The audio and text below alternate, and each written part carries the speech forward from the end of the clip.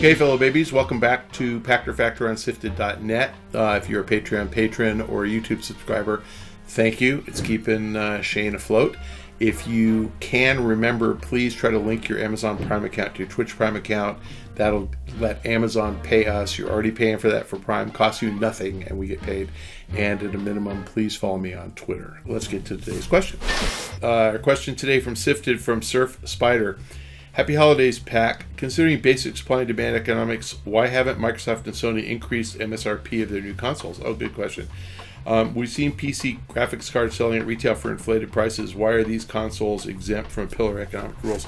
The real reason is because they have negotiated fixed price contracts. So when Sony and Microsoft committed to manufacture the PS5 and the Xbox Series, they locked in pricing for the AMD chipset and for the disk drives and for the flash memory and for the assembly and the plastics and all that stuff. So each of their suppliers is limited in their ability to pass through higher costs, and so that's what slows down delivery. That the suppliers are just not going to go out and make more. So they're not going to be able to increase production, but they're stuck. And that's just kind of how it works with all supply chain.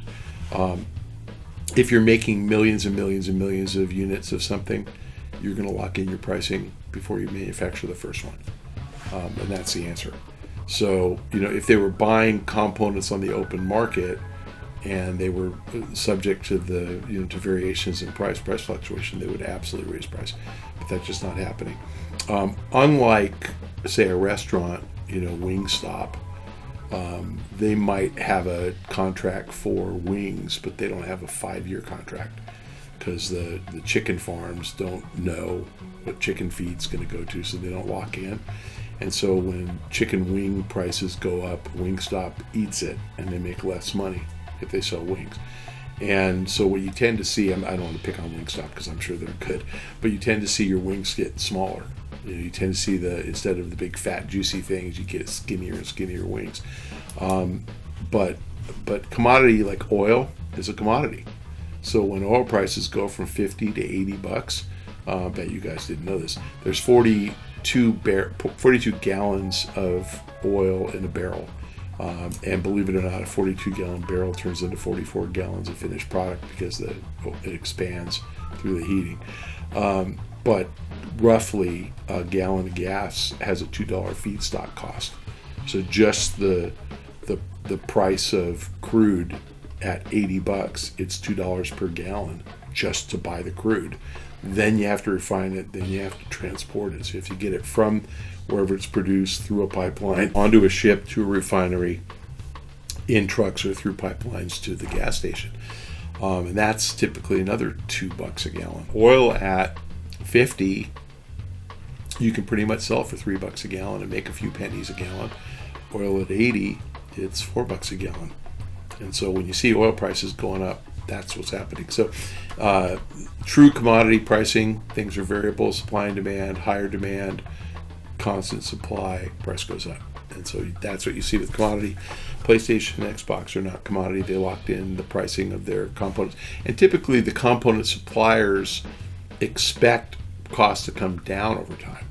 So AMD might sell the chipset to Microsoft for $100 for a CPU GPU combo when they greenlit the project in 2018, and AMD figured they did the math, and if we make 30 million, we can produce them at $100 a piece, and then the next 30 million at $60 a piece, and the next 30 million at $40 a piece.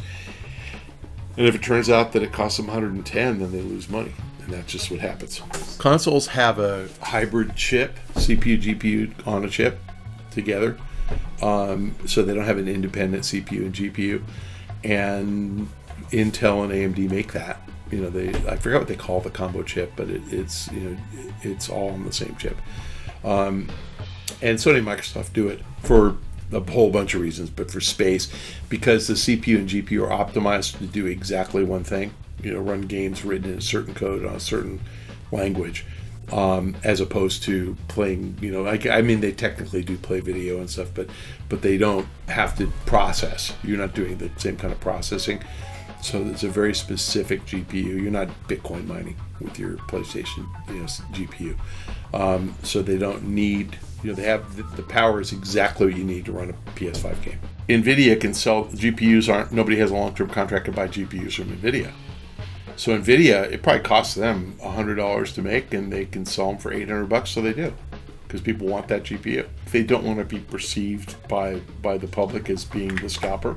There could be a market clearing price, and I've often wondered why you didn't get VOD priced at $30 a week after the movie comes out, and 25 2 weeks later, and 20 3 weeks later, and 15 4 weeks later. They seem to think that one price fits all. I've often wondered why movie theaters didn't charge different prices for different times of the day. Well, they do sometimes have a matinee, but they don't. Like when a movie's completely sold out, why don't they charge $25 instead of $10? They could get it. They just don't, because they want it. They want you to have the connotation that a movie ticket costs $10. So they tend not to screw around with that. You are seeing it with cars, and it's pissing people off. I bought a car a year ago exactly, and I got 5,000 off sticker. And I was at the deal yesterday, and the same car is 20,000 over sticker.